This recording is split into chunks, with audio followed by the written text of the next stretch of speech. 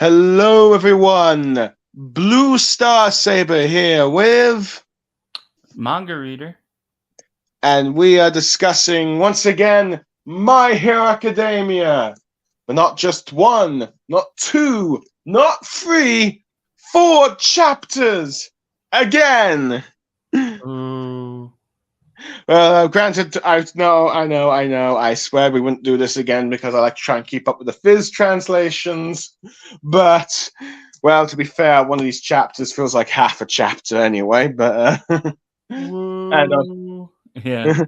and also the fact that I've been a bit busy with work-related things, and now that that's finished with, I am now a lot more free to do streams whenever I can.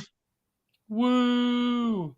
But anyway, it is probably suited that we do all 4 of these chapters together, since this is as it says in the title, this is the final gal fight between Uraraka and Toga.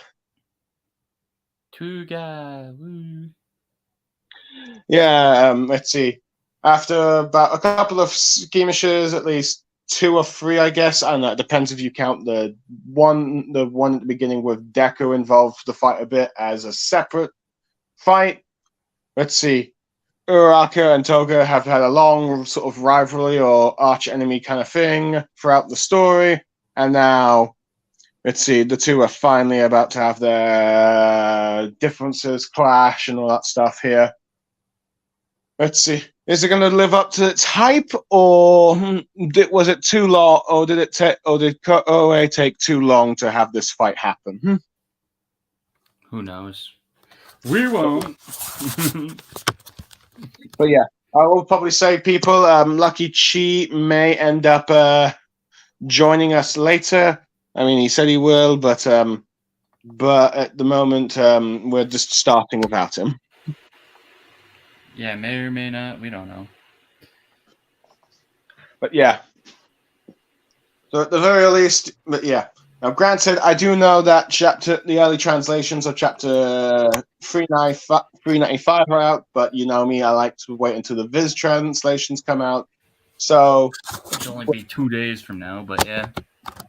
But at the moment, I am, and when it comes out, maybe we'll review it as a separate chapter, as like the epilogue for this fight. But at the very least, we got pretty much the chapters that involve the main bit of the fight, which I will admit is, well, except for the exception the fact that one of the chapters is only like 10 pages. It's pretty impressive that Koei has had a fight last just pretty much 4 chapters. Since normally they they rarely last like 2 or 3. I mean, okay, granted, you had All Might versus All for One, that was like 6 chapters, but still. Are you there, Manga reader? Yes, I'm here. What do you want me to say? Okay, fair enough. But yeah, this fight pretty much follows up after the Darby versus his family fight. And as we saw on the end screen there, it was clear that Himiko Toga's fight against Uraraka was next, as she is using twice his abilities to create a lot of clones and wreak havoc across the battlefields. With only Uraraka being seemingly probably the only one that might be able to stop her. Will she succeed or not? How is their differences closed? Let's see, will she actually manage to save Toga? Well, we're about to find out. Anyway, after that long introduction, we're now going to the first of chapters, chapter 391. You don't know me. You don't know me. Well, it's technically Rejecting the Rogue. The chapter's name is actually called Rejecting the World, but I just feel like this is just more of a more suitable subheading. Anyway, the chapter begins with the Himiko Toga's twice going all heroes must die, with Pixie Bob. Yeah, Pixie Bob, whose quirk is being narrated as Earthflow. I guess it's just Koei's way of reminding the audience who her quirk is. But then again, it's reminding you who their name are and who their quirk is. Okay, yeah, he fine. He was thinking of you this whole time. Very funny. Yeah. Sorry, but I will admit, for a second, I just recall. I thought it was the trans one was called Pixie Bob, but then I remembered, no, that's Pixie Tiger. But yeah, but she's using her Earth quirk to try and fight off against the clones. But there's too many, as she's using a move called the Sad Man's Death Parade, as you pretty much got a tidal wave of all of the clones of Twice from Toga's quirk. Yeah. And you do see Pixie Tiger. Let's see, just trying to help her comrade, as she's realizing not even her Earth flow can stop this quirk. As you can see, every hero getting consumed. Let's see, like the Wild World Pussycats, the Shinsui High students, and just generally other heroes. As you get a narration of what Toga's doing with her quirk plus Twice, reminding us about the limitations of her quirk. But let's see, but it does point out they have no idea how much blood that Toga has left. So yeah, and you start to see it, and you start to see all the clones mass producing, not just in this battlefield, but across different battlefields as well, particularly the ones nearby. As you see them coming close to, like, let's see, I believe Shoto's family, where Ida is currently resting, and where Hawks is currently. So yeah, they're all in trouble. But anyway, you see Uraraka being piled up by a bunch of Twice herself, but she's using her quirk, and I think maybe the grappling things, as well as maybe some of that Gundam head martial arts, maybe. I know it's a very small panel. Mm-hmm. Trying to escape and latch on to the main one. Let's see, with you just having Toga just thinking about how it played out for Toya, and as she's thinking she might have just lost someone again. I mean, we still have. I mean, as far as we can tell, Darby is still alive, right? He's not dead, from what I can. Apparently, well, no one said anything yet, but yeah. I mean, I guess we'll find more details out. Let's see, in probably the aftermath, but yeah. But you pretty much, Uraraka manages to, of course, latch on to the main Toga and uses a new move, I think, called Zero Gravity Spacewalk, though she might have used this before. But I might just be forgetting. It's just because you know how rare it is for Uraraka to fight. Yeah, you would know. Yep. But anyway, this is where Uraraka starts trying to talk about, since they haven't really had a proper chat since last summer and all that stuff. But she's had like a big change of heart on what she wants to talk to her about. But Toga's like saying, "It's too late, Naruto!" Not joking.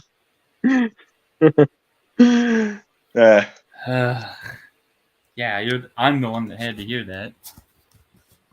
Sorry, but yeah. But saying that it's too late for whatever she wants to say. But Uraraka is just trying to persuade her that, okay, she didn't quite understand her then, but when, let's see, but then she starts seeing her cry from their last bout. She starts thinking about it, and particularly about why she can't seem to be using Twice's quirk of multiplying, but also transforming into people. And we go back to what I think Suyu said about how Suyu possibly saying that apparently, she's due to the fact that she's not doing her quirk out of love, she's not able to use their abilities, or at least not maybe love the League of Villains. But Uraraka, let's see, is thinking with her "All heroes must die" speech. She realized she's probably guessed that her bloodlust being mixed into the quirk, let's see, with her quirk, is not really her doing her pure love, really. So the sort of negative emotions and her normal emotions are sort of contradicting and only letting her use a certain amount of her abilities with the quirk. But let's see. But as you know, the chapter ends with just with a glimpse of Toga's face with the twice clone telling Uraraka to shut up, saying that she doesn't know anything about her. As you get more clones trying to let's see, grab onto, I think, Uraraka, but you just pretty much just have Uraraka's face staring at each other. And I've just got a message back from LuckyChi saying, okay. So I'm assuming that means you might be able to join soon. Oh, I'm just going to that. Oh, good for him. How perfect.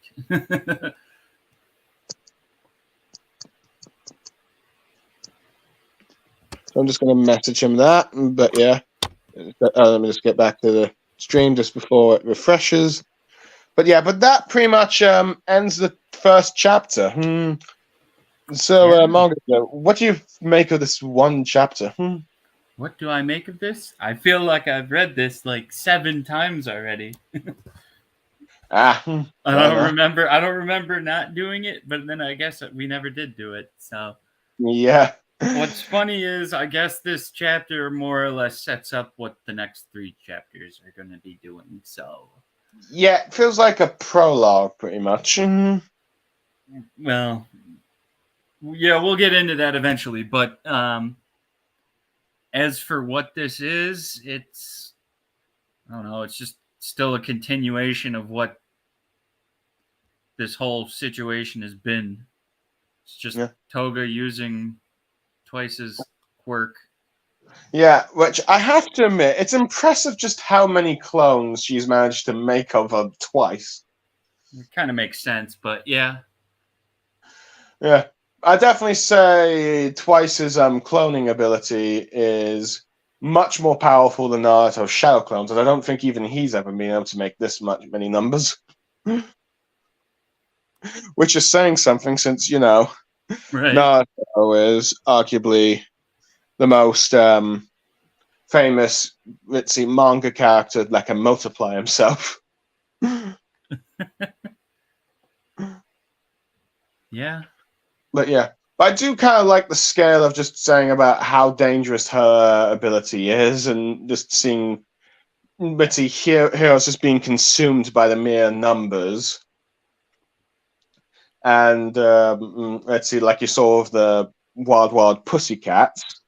Yeah. And you can just see just how much she's able to multiply, that it's the fact that it's reaching quite a few other locations, like most of the ones nearby, which is Shoto's family, Ida, and Hawks, and you know that they are in no condition to fight. I don't know if it's reaching out there, but yeah.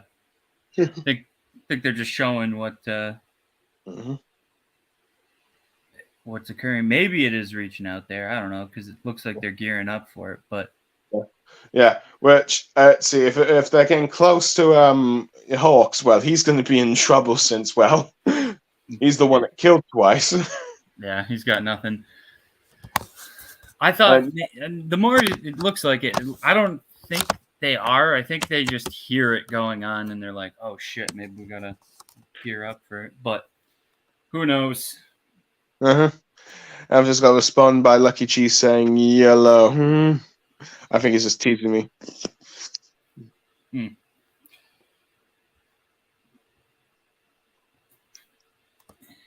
Let's see, but yeah. But other than that, I'd say, LuckyChi's guest. That means he's finally here at the stream. And now we have the last member of our stream to join, Lucky Tree. We did not plan this, by the way. I just want to inform all you guys right now with all our stream. avatars. We did not plan this. We didn't plan it, but we all had the same idea regardless. Well, since this is Uraraka's big moment in this war arc, we might as well all celebrate it, I guess. Yeah, because who knows? She might be dead after this. Well, spoilers, Lucky Chi. I think they know already. Well, to be fair, I'm only covering chapters 391 to 394. I'm not doing 395. I wait until the Fizz translations, remember? He got that idea from me, guys. Just FYI. I'm the only one that was festive. Yeah, but fair enough. But yeah. But anyway, Lucky Chi, we just finished off covering chapter 391, and we're just giving our thoughts on it. Oh. I just got done watching, what was it called? What's the movie I just saw? Rise of the Beasts. Oh, okay. Yeah, it was interesting. Well, I'll ask you how you thought about the movie later, but first, let's see, My Hero. Yes. Let's MHA or MHA or MHF for a lot of people, apparently. I'll also let you know, Lucky Chi, I am currently on my phone, so if I cut out because I'm using another app, that's why, but I'm also going to be staying with the tabs I've done on my phone here for this chapter. Mostly because the Wi-Fi in my area is just not working. I am also being low. Luckily, I think I have enough data for the stream at the very least. But yeah. Anyway, sorry. Good.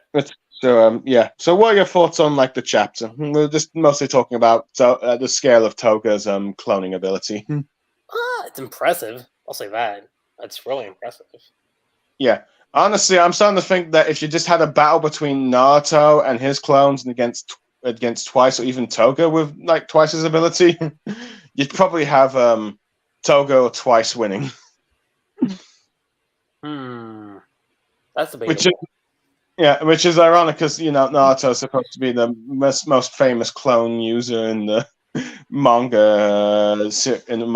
Hold up. When we're talking about Naruto, are we talking part 2 Naruto, or are we talking, part 3 Naruto? I'm just saying, baby Jesus. We're talking Naruto with just his clones. So part 1. Okay. Well, not really part 1. Just say Naruto just generally with his clones, none of his other abilities. Arguably, Naruto part 1 would probably lose. Naruto part 2, if he had like all his Rasengans, Tailed Beast modes, and all that stuff, he'd probably win. But if he didn't have those, and it was just battle with the clones, you might just have Toga Twice winning just because they seem to be able to produce a lot more clones. That's what I'm suggesting. Do you agree with that assessment or not? It's debatable. I'll leave it at that. Fair enough. But anyway, other than that, the only thing I'd say to cover this chapter would be Uraraka just now finally started to try and talk to Toga. Which I do like how she talks about how... It kind of feels like a recurring thing, though. Because I know it's not the first time that's happened. Yeah. So, but yeah. But let's see. But it's interesting. But I do kind of like how the chapter ends with Toga just going, "It's too late, Naruto." I'm not joking. I mean, there's an argument could be made about that, but But yeah. But that's pretty much the entire chapter. But so, did you like it, Lucky Chi? Did you think it was too short, or do you think it, or? I don't know. I felt like it was. Well, okay, that depends. I need to see. Let me actually look at it because I'm usually the super like analytical person here when it comes to like volumes and everything. So let me just see where this actually ends off. This is 391, right? So Yeah, this chapter is like 10 pages. So yeah. Okay, if I'm looking at it from a volume standpoint, ultimately, this would be. So this would be like the 5th chapter in the volume, so it's still like in the middle somewhere. Yes. I guess in that sense, it was like at least good. Good plus. It's fair enough. For me, I think I'd probably just give it a 6 out of 10. I mean, it's pretty. I mean, it's enjoyable, It's like but an okay rating for you. But it's a bit. It's enjoyable, but the stuff that's going on is enjoyable. But I feel at the same time a bit too short. Yeah. Let's see, too short to give it a higher score. Because if it was at least 5 more pages, I might have given it at least a 7 out of 10. 5 more pages. Wow.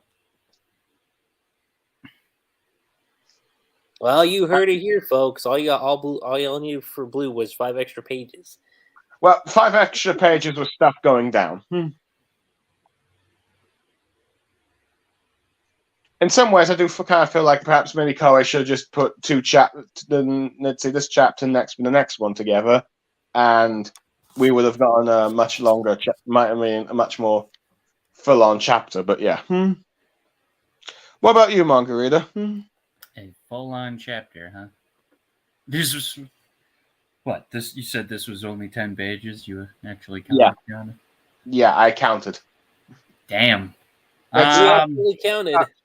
Well, Blue counted. Well, I was once. When I finished reading it, I was like, "Wait, is that it? Wait, how many pages is this?" And it's like, "Wait, 10?" But it's this is a premonition to let you know that this is what most of the chapters' number of pages have been so far. Yeah, that's what I was gonna say too. Is that like it's not exactly a huge surprise that it's that. It's suddenly what this is, though. Yeah. Suddenly he's been getting lower on the count of number of pages. So yeah, I think it went from 17, 15, 13, 11, now 10. You know what it's reminding me of in terms of page quality? Your favorite arc, Blue. The joint, ha ha ha ha. Yep. Well, fair enough, but fine. Okay, do you want me to give it a 7? Are you happy? No, give the rating on what you feel like it should be. Yeah, I feel like it's a pretty okay chapter. I mean, besides maybe just in the precious scale of Toga and Uraraka trying and talk to Toga, not much is going on. But I think arguably if you put with the other chapters, you're probably going to give it a much higher score. But by itself, I think it's a 6. But overall, I think I'll probably give a more overall score on these chapters once we've covered all. Let's see, 4 of them. But yeah. Speaking of which, let's see, it's probably now time to do chapter 392. 392. Yeah, which I'm getting it loaded on Viz. Let's see, the villain name, but as I am subheading it, A Girl's Emotions. So pretty much Blue's just saying, I don't give a shit about the actual title. Well, I'm just doing one of those. No, I'm just doing what most YouTubers do and just do some sort of shocking subtitle with the My Hero thing. You know, I'm getting shocking development. But I just figured I'd just make a bit of a vague description of the chapter's summary. But yeah. Anyway, the chapter begins with Toga being surrounded by, of course, Tsuyu being surrounded by Toga clones. One of them about to stab Uraraka, and I think I think this is probably follow up from the last page, because if you recall, there was like a head popping out. Let's see, as Toga was shouting at Uraraka. So yeah. Yeah. Uraraka is starting to get concerned for her friend Froppy. Let's see. Yeah. Let's see.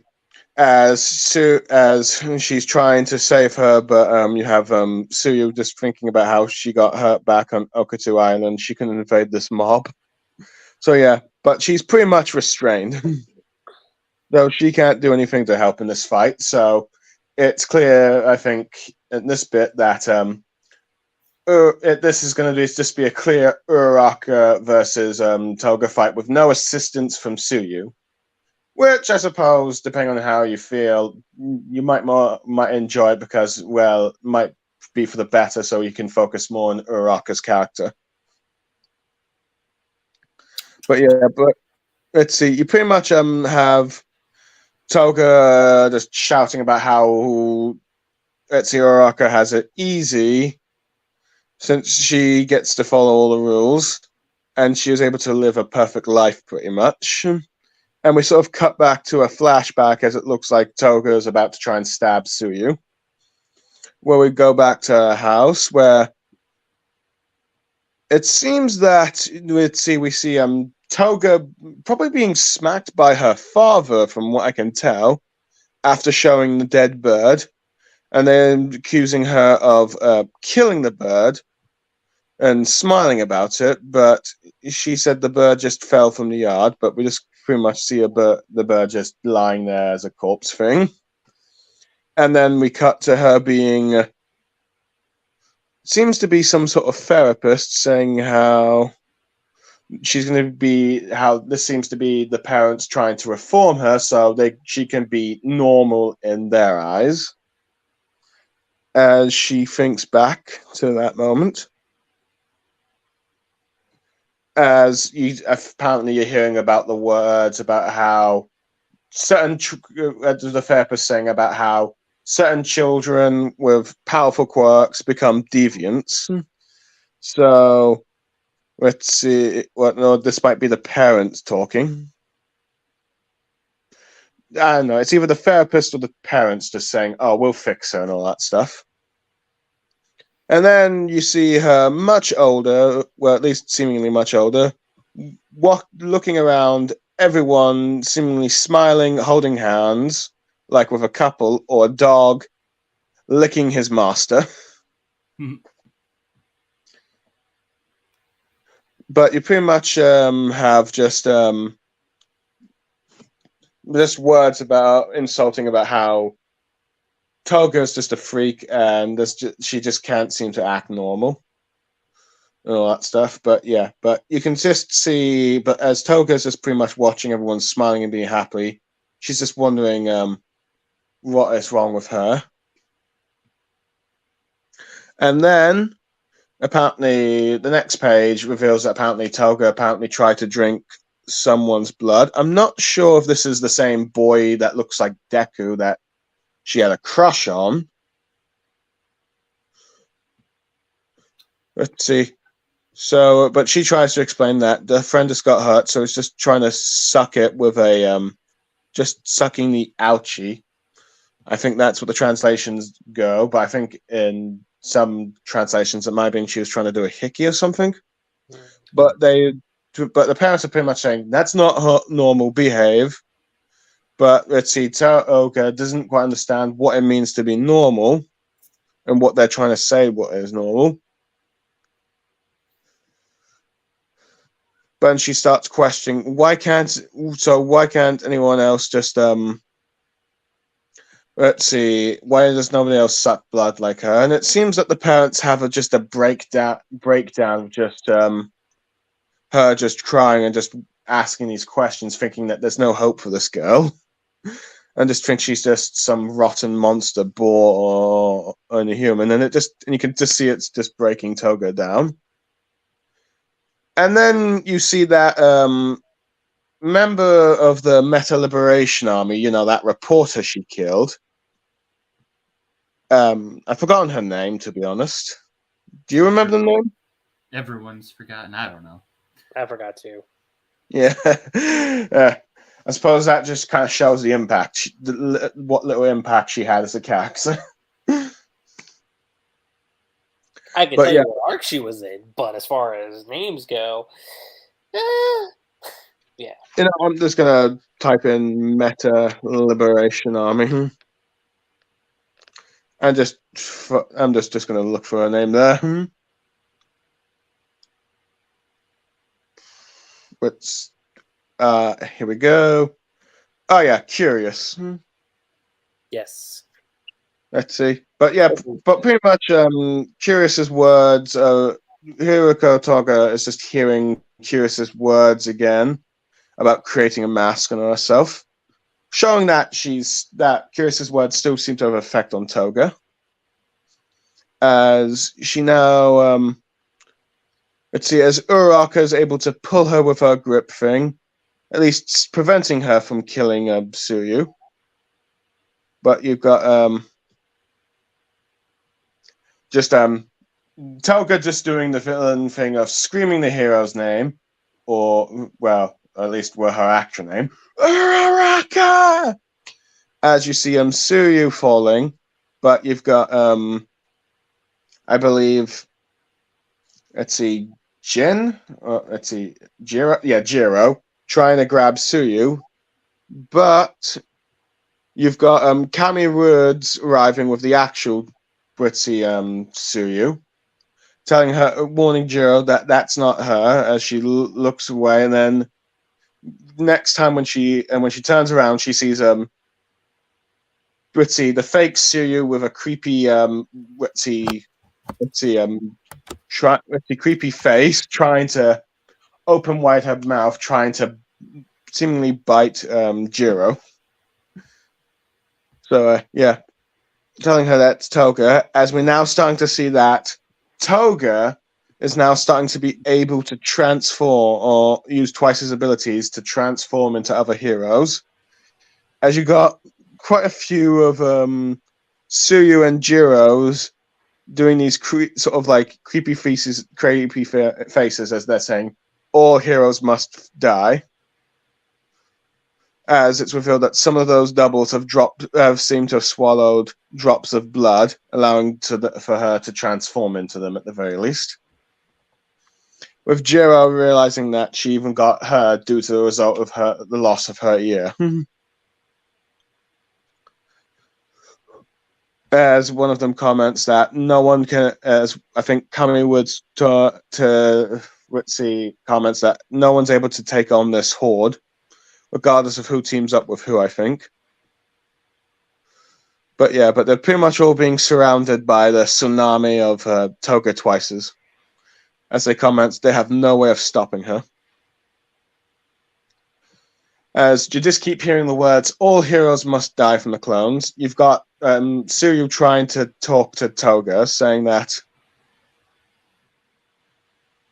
about how she herself thinking once a hero is someone who follows the rules and all that stuff, and that breaking them makes you the villain. But she wants to tell Toga that her friend right now is setting the rules aside and everything just to try and have a conversation with her, which is arguably maybe not what the hero should be doing. And despite the fact that she's trying to kill them all, she's just trying to do the tougher path of instead of just downright stopping her, just trying to have a conversation and maybe settle her differences like there. So she's trying to ask Toga, at the very least, just hear out what Uraraka has to say, as Uraraka finally I believe is able to grab onto the Toga twice. I think got at least her legs around at least one of her legs. But we see, I think arguably, but we also see that Toga has managed to stab Uraraka in the chest, but which you can see her coughing out blood. Let's see. I'm just checking that I'm still here. But she thinks at this point that she and the others are just two different people, as they're people blessed with happiness. She is just, doesn't get to feel like that. and those rules don't apply to her, but saying that don't you dare take pity on me. As the chapter sort of ends, as she's grabbing onto Uraraka, as you have the last panel saying, with going back to Twice, where Twice is asking her the question, say, Toga, don't you want a villain name of your own, ending this chapter? And that ends that chapter. So what do you think of this chapter, guys? Just a tad bit underwhelming, I'll be honest. Tad bit. Underwhelming, eh? You think so? I don't know. She seems to have cut off, so. Wait, what happened? Said it was underwhelming, and then you just cut off there. You didn't say anything. Oh yeah, no. That's all I was saying. I was just. It was just underwhelming. That's all. Yeah, no. That's all. That's my 2 cents. I was like, okay, villain's name, and I'm like, so. That's it. What is it you find underwhelming about it?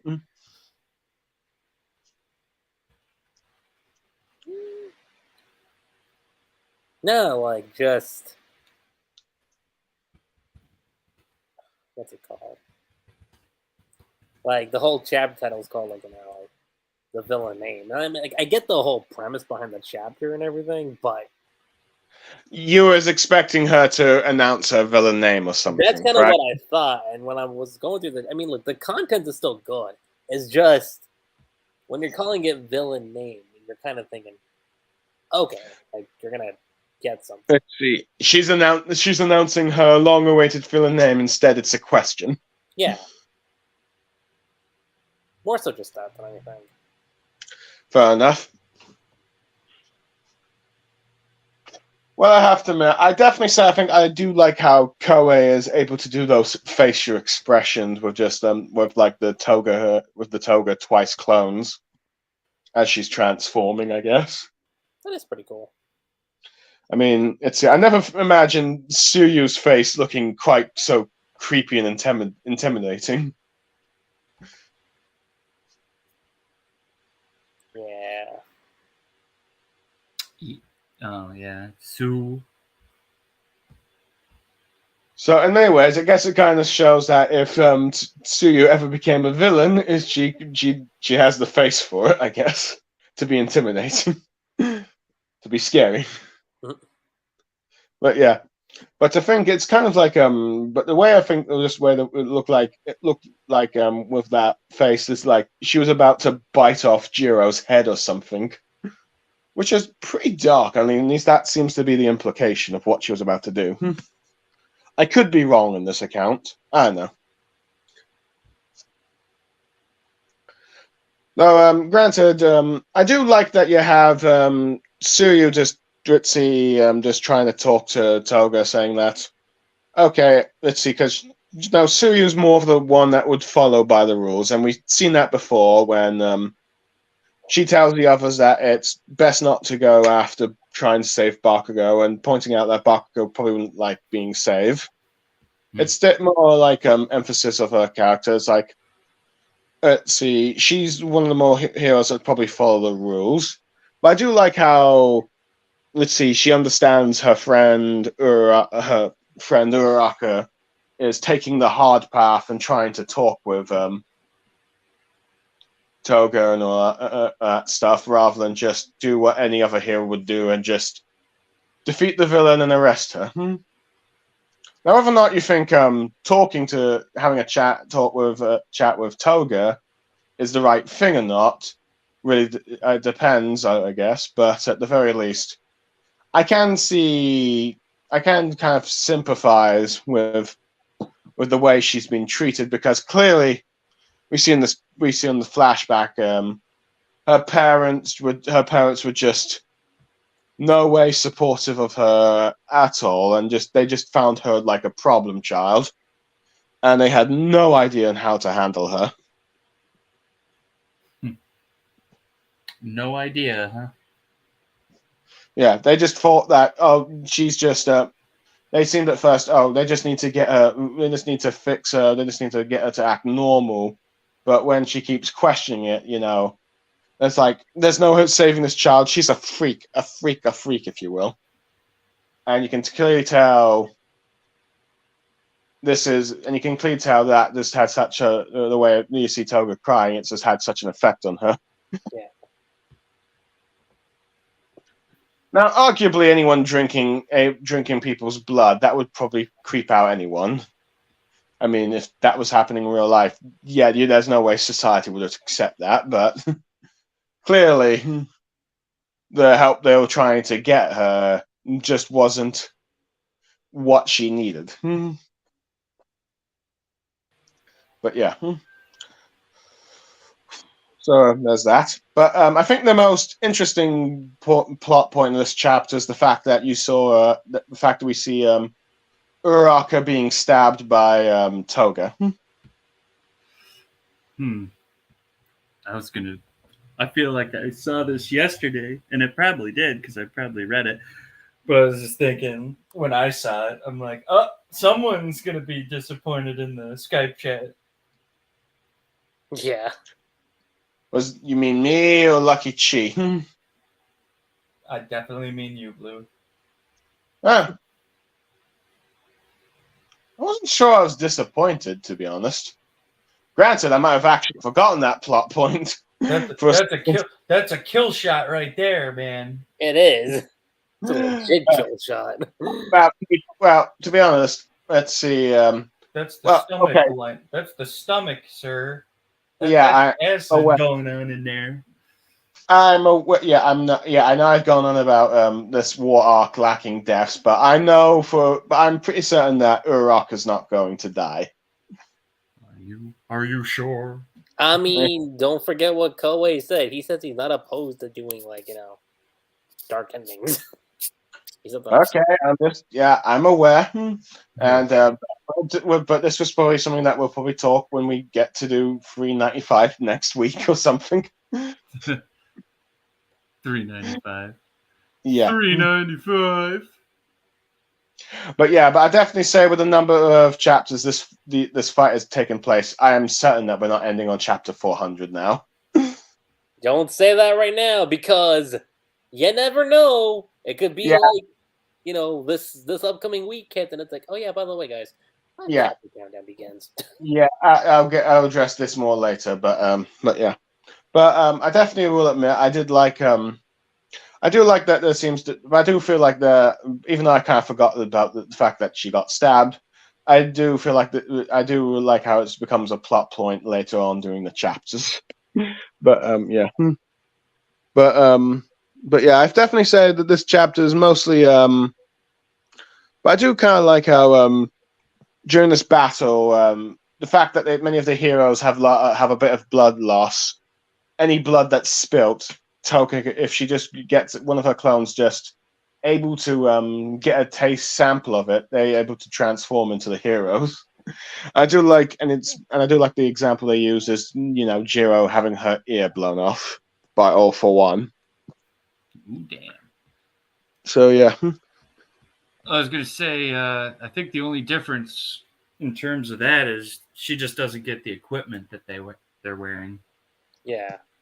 It looks like the ear is still damaged, but she doesn't have the equipment that Jiro has on.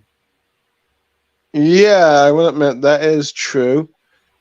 No, and I think it's also kind of interesting how it seems like whatever disabilities or lost limbs, if you will, have happened with the person she's taken blood from, it stays with her transformation as well. It's like it doesn't regenerate the missing limb, if you will, or missing ear. Same with the clothing somehow. I don't know how that even would remotely have anything to do with blood, but well, I'm just kid friendly. Well, to be fair, I doubt. Let's see, Koei can just. I know that, but I just meant I don't know how the clothing is damaged too, how it would know if it's. I don't know. I think Koei just decides when he wants clothing to match with the transformations or not. Well, apparently it matches regardless. I'm just saying that, again, I'm surprised that her ability is somehow magical in that it can tell you if someone's uniform is either damaged or not damaged. Right. Just think of it as comic book logic, I guess. Okay. I like that. No, I think besides that, I do like how well, let's see I think the most interesting thing at the end of this chapter is the fact that she's thinking about twice, and let's see, something I think the fandom has probably wondered for a long time is hey Toga, what's your villain name, or do you have one? Jiro's face paint isn't on either. Nope. Jiro has face paint? Yeah, she's got like those. Ah, okay. So I don't know why she was worried about her specifically. You'd have to be a complete moron to know that that's not her. But okay, was she wearing makeup or not, or face paint or not wearing face paint? Oh yeah. Okay. Well, since only one of them's turned into a clone, we know, this could just be an error on Koei's part. It's very, very possible that, and during in the volume release, this will be corrected. Maybe, or maybe it's intentional. Who knows? Well, but yeah. Well, I definitely say this chapter, I think, had a lot more going for it than last one. I'd definitely say this one's like a 7 out of 10 for me, or maybe a 7.5. Mostly because you have more of the Toga backstory and just seeing just how bad her parents treated her. Now, whether or not you'd say that justifies her actions, it doesn't. Well, I mean, we've kind of known that a little bit, though. Yeah, but I think we get a bit more beforehand. But I think we get a bit more insight to it at the very least, with how they reacted to when she was holding that bird. But it seems like the father just smacking her and all that stuff, and then just trying his abusive parents. I've noticed that. Yeah, Koei tends to do a lot of abusive parents. I mean, you've pretty much got Shoto's. I mean, Endeavor is the most biggest example. You have Shigaraki's father, and now you have Toga's parents.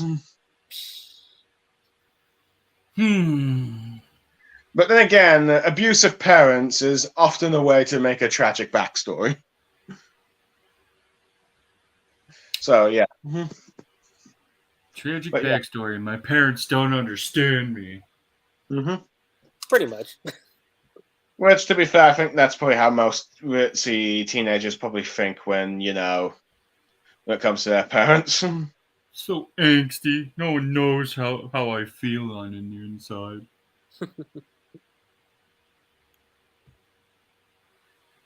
But yeah.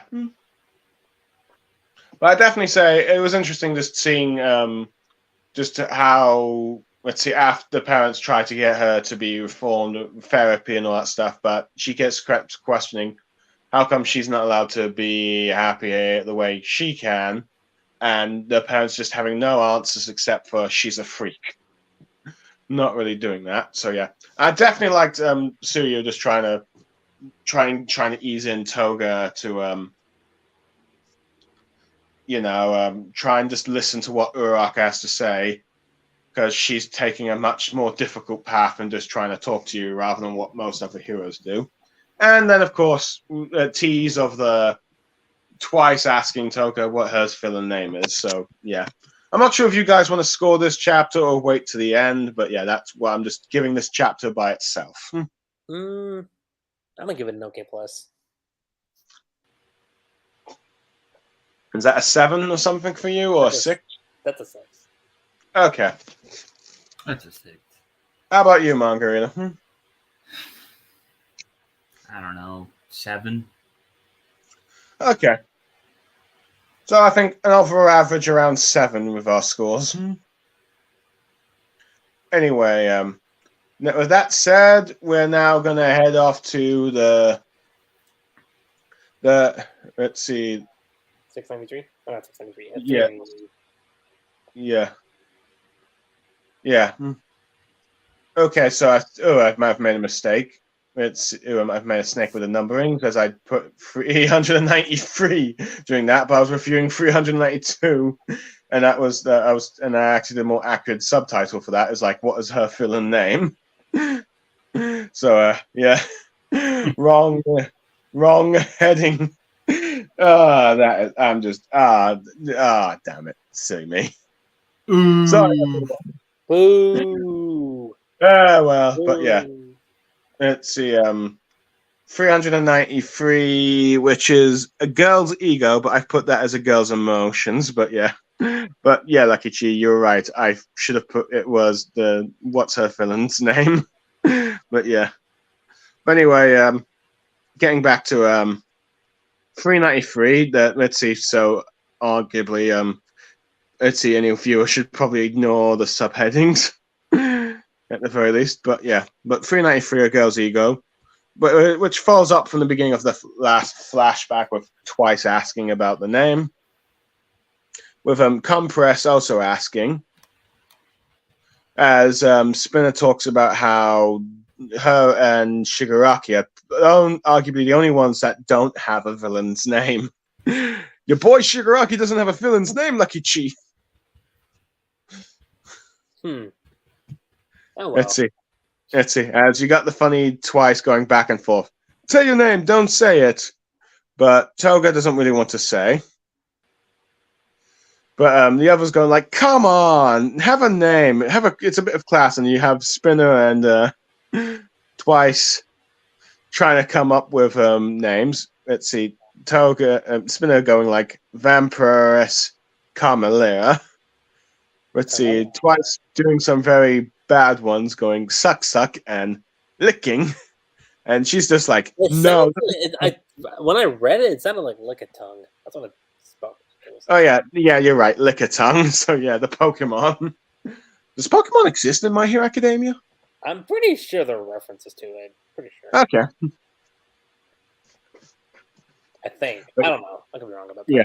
No, I would probably say Spinner probably has the best name. But Darby just says, this is all stupid. That's just some crowd-pleasing crap. Saying that no one needs to make a name based off their registration system and all that stuff. But he's not exactly wrong. Yeah. But as Mr. Compress points out, he's one to talk since he's literally named himself after his own quirk. Now, granted, we know in context it's because he was hiding his actual identity. Yeah. As Toya, but still, he is going by a code name. And we end up learning an interesting, lore dump from your boy Shigaraki LuckyChi. Mm-hmm. Saying how they basically used to be no difference between heroes and villains. So one of the theories was that people started to take on names to have some anonymous when they're dealing with their enemies and all that stuff. And they just adopted these nicknames to hide their identities. What the? I think my TV just turned on. Yeah, You're haunted. No, it's just pointing out that I still don't have any connection. My Wi-Fi connection's not working, so I can't connect to anything. No Disney Plus for me for a while, but yeah. But like the whole identities was like a new skin for a meta survival in a sort of chaotic world when quirks first came out. And pretty much people, which is arguably makes more sense, is that people decide to take code names straight out from the comic books. Well, actually, it seems like people just pretty much copied the names from the comic books. So, arguably, you probably had someone in the world of My Hero Academia calling himself Spider-Man or Batman or Superman, which would be kind of funny to see, though I doubt we'll ever see it in this manga in case of copyright laws from Marvel and DC saying, don't you be using our names. I'm pretty certain Koei has been in touch with Marvel to write or draw a comic for them at some point. I could be wrong there. Let's see. But the theory just says that it just began when people are announcing themselves by those laces. So the whole world turned into a comic book. But your boy Shigaraki says, LuckyChi saying, I'm good, I don't need a name and all that stuff. With Toga just being excited about, Shigaraki's thing, saying that, yay, this is why I joined the league. Thinking back to Life Too Hard, which that's like, she just wants to live as Himiko Toga. And so she's just keeping her own name because she wants to live the life she does. So, Basically. So, I will admit, do you want to talk a bit more about do you want to give your overall thoughts on this bit, or do you want to wait until the end? I can wait until the end. Let's see. So, okay, we'll continue from where the flashbacks cut off. Mm-hmm. But which we can cut back to her after seemingly stabbed. Let's see, bringing her knife out after stabbing Uraraka once, just shouting how your rules don't pity me, your rules don't apply to me, don't pity me and all that stuff, don't you dare. So and you can see Uraraka's trying to hold in on the blood as she tries to grab Toga, but she manages to shake her off. Which, as a result, she's now starting to float. But she thinks there's no risk to that. There's no risk to that since it's just a float quirk. It doesn't do any harm to her.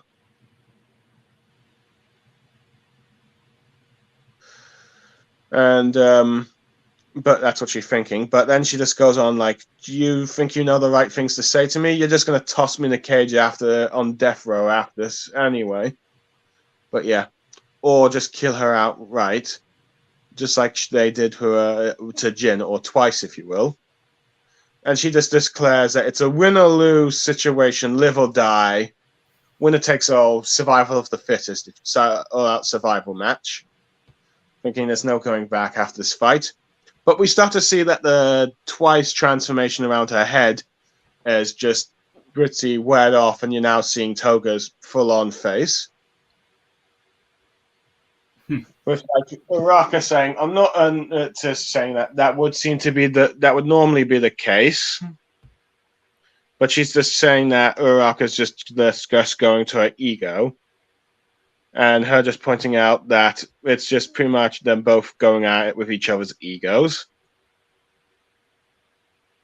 and you just see Uraraka. The next, you get a double page of like with Toga with the twice transformation wearing off as she thinks about the word sad man's legion next to a bunch of faces of like bunch of twice and Toga transformed clones. I think even Pixie Bob and Cammy Woods are among them, besides just Uraraka and Tsuyu. Yeah. As she says, "You're dead meat, hero." And you just see a bunch of collages of heroes being surrounded by all the twice clones. As you just see the scale of just how many clones there are from a tsunami.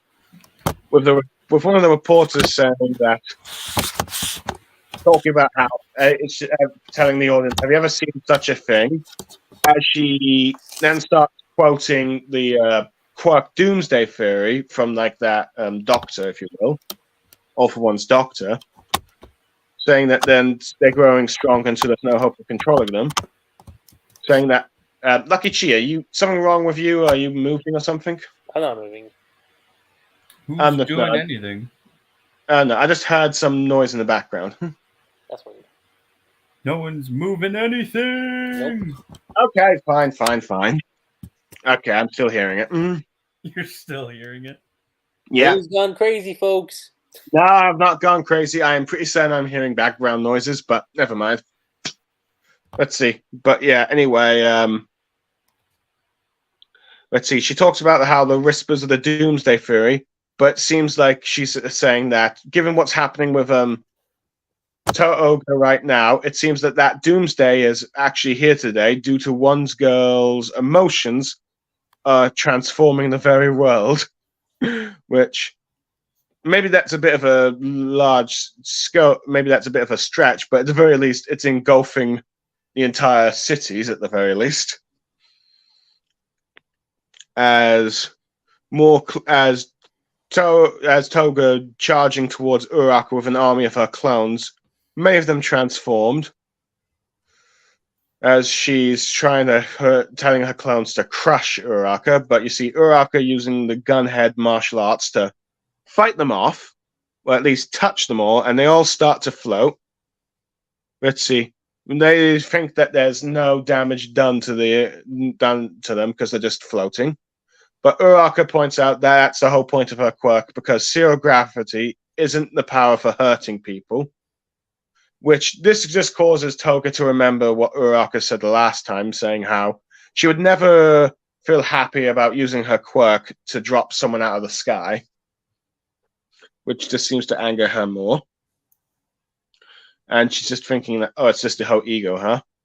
But Uraraka says, even if that might be the case, she does point out you intentionally killed people, and she can't really wipe that slaying clean from you. But she points out, even though she's seen her, when she just looks at her, she feels like she has no choice but to think that thinking that she seems like it's like Toga might have had no choice in doing what she did. Thinking there might be some reason. I'm not really sure I'm agreeing with this wording here, but let's see. Thinking that once she ended up talking to her that day, it seems like her whole world turned upside down. And she's wondering why on earth she looks so sad. But Toga's just going like this, just shouting her words back at her and all that stuff. So she's just saying how they were both sad that day, but she wants her to listen. Thinking about how when they first met, well, she scared her. She scared her back then because she didn't quite understand her. And not to mention, it's the way she was smiling at the time. And then you get cut up back. Then you got cut to a panel of twice just saying, let's see, just twice accepting her living as Twitzy Himiko Toga, and just telling her to be whoever she likes. And she's thinking probably back to what her parents are saying to stop making that creepy smile, and she's just going, just die, just die. But Uraraka saying that even though she pushed her away once, and maybe this isn't a place where in the world she can be herself, but she's just Britzy thinks back to like a flashback of when she saw people being happy just for the hero doing his actions. You just see, you sort of get a panel of the two of them as young children saying, but going about how you're able to declare what you love and do it with that whole face. She ends up just shouting to Toga, her smile is just of hers is just so perfect that she's just jealous of her, asking her to just listen to her. As this seems to start Toga to cry because she just remembers what her parents describe her face as being a deviance. Let's see. And she doesn't really want to put, as Toga, I mean, as you know, Uraraka just talks about how she doesn't want to pretend she never saw that smile. As you start to see Toga's managed to make nearly every one of the twice clones float, even the ones that never touch, much to Jiro's shock, but it seems like a spread between all the bodies.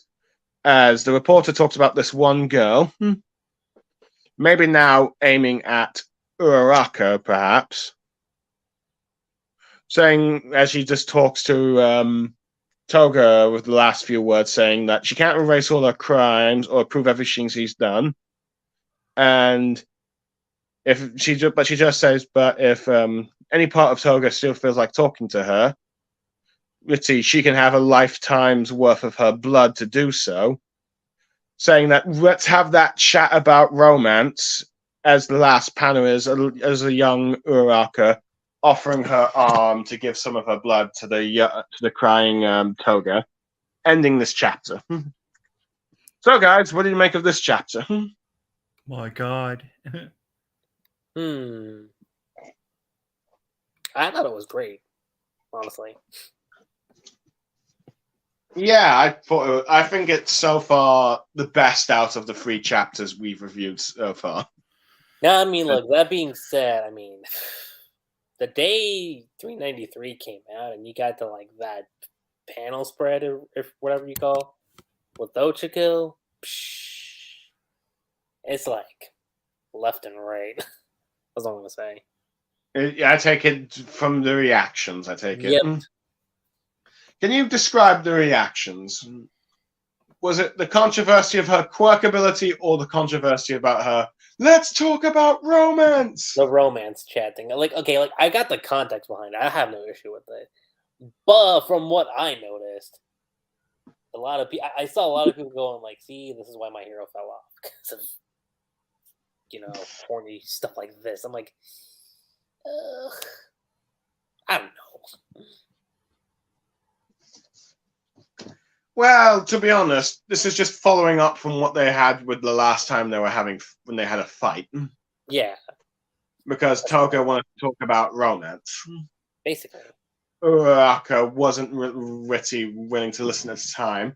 But as Uraraka's now thought about everything that's gone on with Toga, she's just trying to understand and she's just trying to connect with her by saying, you know what, let's talk about romance since this is what you were trying to connect with me before. Pretty much. And arguably, yes, most shonen heroines and female characters do end up having romance as a part of their plot line. Yeah. The only exception I can think of is maybe, I'm trying to remember her name, Tanjiro, Nezuko, because, well, she's the younger sister of the main character. Oh, actually, there's 2. I could think of. There's Nami, and then there's also Rukia. Okay. Well, okay, Nami, you're correct. Rukia. Well, okay, granted. Okay, to be fair, you might be sort of correct, though. Granted, that was probably more of the fandom on that one. In that regard. No, granted, some. Yeah, if we're talking Orihime, yeah, that's a different case altogether. Yeah, well, granted, there is some debate that Orihime is the main female character, not Rukia, because the Kubo. Because I think Kubo says that. But Orihime didn't do much. Yep. Yeah. She is the main character based on main character shonen images. Mm-hmm. Yeah, I mean, didn't do much. Yeah. It's often Kubo ends up drawing Orihime whenever Shonen Jump does like covers or promotional materials of all the female shonen protagonists. Yeah. Rather than Rukia. So yeah, but that's a bit of a debate on that one. But yeah. On that but you're right. Normally arguably Rukia never really delved into romance, arguably because her bond with Ichigo never really developed into something like that. Yeah. Instead, she ended up with Renji, which was a controversy in its own self, but we're not going to get there. I was going to say, don't dive into that. The only one other thing I can think of is maybe The Promised Neverland, but that's probably because the main character was the female character. So yeah. But like I said, it's kind of rare not to have like romance in a female protagonist's storyline with shonen. It's not necessarily that, but it's more like if like that's like one of the core drives of it. It's like, okay, like one of those things. Yeah. Let's see. Now, arguably, Uraraka started off being more of like her own goals and all that stuff of being a hero, but it looked like it was overlapped with like her romance with Deku. But here it seems to be a bit of a mix between the two, from what Uraraka is describing. Like, let's talk about romance, but she's thinking back about how she wants to make everyone smile like a hero, like when she admired what made her admire heroes in the first place. Yeah. So I think that's what we're seeing here. But yeah, but one thing I'd say, I definitely say it was interesting learning about all that My Hero Academia lore about how hero names became a thing. Which initially it was either something like it was neither code names people did based on their quirks, or just to hide their identities. When hero and villains were just starting to be a thing, and you had people fighting each other over the quirks. And then apparently people starting to take comic book heroes' names from it to do their code names, but just became a sort of like, but the names become more popular. It was like just comic books come to life and all that stuff. But yeah. But anyway, LuckyChi. But how do you feel about your boy Shigaraki just sticking with his name and not doing his own villain name? I mean, I think it's all right. Mm-hmm. It fits his character, honestly. I think it's very fitting. Yeah, I have to admit. And then, okay, if he does turn good, because I know that's a plot line that's ongoing. If he reflects on it, then sure, I could see him having a bit of a reflection on it. But given with who he is, like that we've seen up to date, it's fitting that he's not giving it a lot of thought into it. Yeah, that's fair. Yeah. And to be fair, most villains in shonen manga don't tend to use code names. I say that, and I'm thinking of Pain from Naruto right now. But yeah, but I do kind of like how I think I do kind of like the names that you have Spinner and Twice trying to couple up with Twice just being bad. But I will admit I do like Spinner's name of Vampiris Carmelira.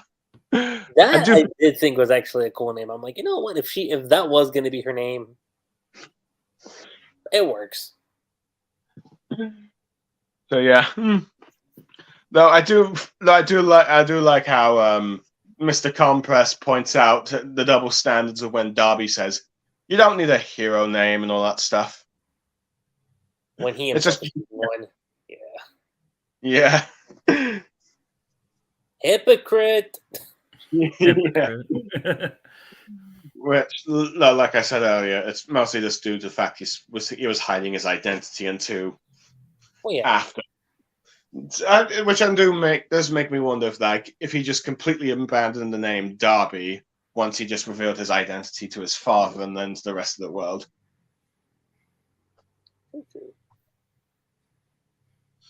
But I guess we just never really.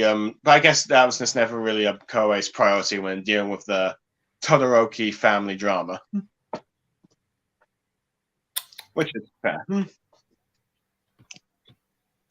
But anyway, I do like how it's just due to the Shigaraki saying just do what you like with the name thing. Is Ritty just sort of emphasized part of why Toga just had such loyalty to the League of Villains, because they let her do as she likes. But yeah, I do like just how just seemingly madder and madder Toga gets about how this is a survival of the fittest match and just trying to kill Uraraka until she's able to actually start listening to Uraraka when she uses her quirk. But before we get to that, there's something interesting coming up. It's the fact that the news reporter talked about the Doomsday Quirk theory. Because we know it was society, or at least the higher-ups in the government at the time, dismissed the theory as they didn't want to hear Doomsday theory with the whole new thing with quirks. But now that they've seen just how powerful some of these quirks are, it seems a lot of people are starting to, at least the theory is starting to catch on. If you will. Theory. Yeah. I mean, apparently it's now becoming a thing to talk about in this manga. So Yeah. yes, Now, where I stand on the whole Doomsday Quirk theory, I think there's some truth to it, but I think, let's see, that the scientists might have a flaw about it maybe being the end of society, as you will. makes sense. Maybe, I don't know. At least that's what I'm thinking. What about you, LuckyChi? Lucky? Schuster. He's here somewhere. I think he might. I can't see any comments from him, so He didn't mute. it seems he might have just gone for a break a bit. So I guess for the moment, you and I will just continue talking until he comes back. I guess we will. What do you want to talk about? Let's see. So, Uraraka's quirk. Yes. So, what do you make of her new ability of now seemingly Being similar able to Uraraka? It- Shigaraki. It seems like it's red. It's just Shigaraki's quirk, yeah. Only it's the passive quirk, not the Destructive. yeah, I guess that's a good way of describing it. Passive versus destructive. Yeah, that makes sense. Yeah. I don't Sorry. know. I don't necessarily know if I guess she has to like literally say float or something or control it, because otherwise her quirk, just like Shigaraki's, I guess. Her quirk's kind of funny in that she can just, without even wanting to cause something to float, can cause it to float. Or maybe she's just afraid that if she touches everything, because she always does what Shigaraki did, which was make sure one finger didn't touch everything at once so it wouldn't float. But I don't know. It's kind of interesting. I don't know, being able to float the air around you. I don't know what her radius is. Fair enough. But I would definitely say this is arguably her most impressive feat of the entire series. Definitely. Sure. But yeah. But no, granted, as we know, the zero gravity can be a very deadly quirk if used in a deadly manner, which we saw with Toga back in the Meta Liberation Army arc. When she releasing the quirk with them in the air, yeah. Yeah, but yeah. So arguably, arguably Uraraka could just release the quirk and have all the Toga twice quirks splat down dead and all that stuff. As Toga points out, and you have Toga, of course, pointing out, it's like, you're not even hurting me, but of course, Uraraka's character she never wants to hurt anyone with it, which at first makes, and I do like how that seems to just anger Toga at first, but she's able to eventually start to ease in with like talking about how, talking about just how her entire dynamic with meeting Toga first, being kind of scared of her, but realizing perhaps she didn't quite understand to her, but then just ends up saying arguably the words that probably Toga needed to hear a very long time about her smile. And then, of course, that bit with the romance at the end seems to finally starting to get through to Toga. And the one thing I kind of like is the fact that you've got the young Toga with the young Uraraka, and at the end you're just sort of symbolizing like if perhaps Toga had met Uraraka sooner, she might have gotten a friend to have drawn blood from.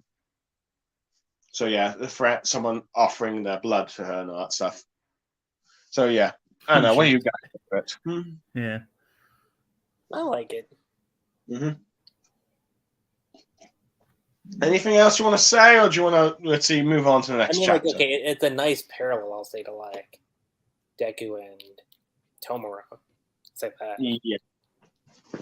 Yeah, because both of them are, in many ways, doing the same path of trying to help their villain, if you will. Yeah. But other than that, I mean, I don't think there's really much I can comment on for that. Mm-hmm. Fair enough. Overall, I'd probably give this chapter an 8 out of 10. Wow. 8 out of 10. Most because of Uraraka's impressive feat. Okay.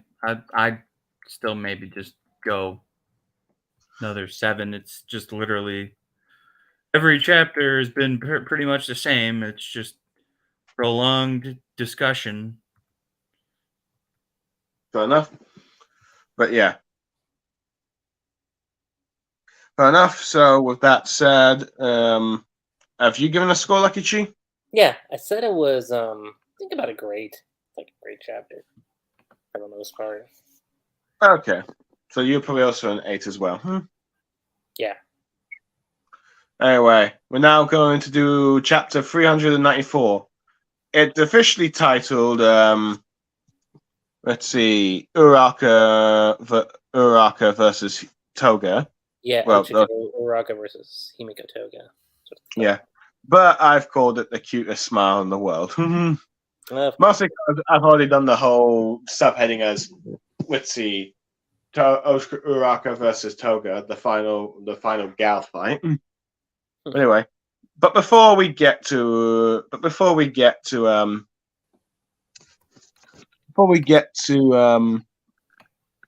the actual chapter itself, we're going to talk a little bit about the double-colored page spread, in which we see it appears to be the UA students, pretty much the whole class. Like even that. Oh my god, why am I blinking on her name? Invisible Girl. Yeah. Let's see. Arguably the first, group photo with Invisible Girl with her actual appearance, not her invisible look. And they all seem. Yeah, it was Toru. That was her name. And they all seem to be wearing some sort of green suits. Even it looks like some sort of hotel thing, or maybe a marching band look. I've got another idea. I think it might be maybe graduation. It looks like there could be maybe graduation. I'm thinking. I'm just thinking because most of them look pretty similar. Okay, I mean, okay. To be fair, some of them are wearing green suits, but some of them are wearing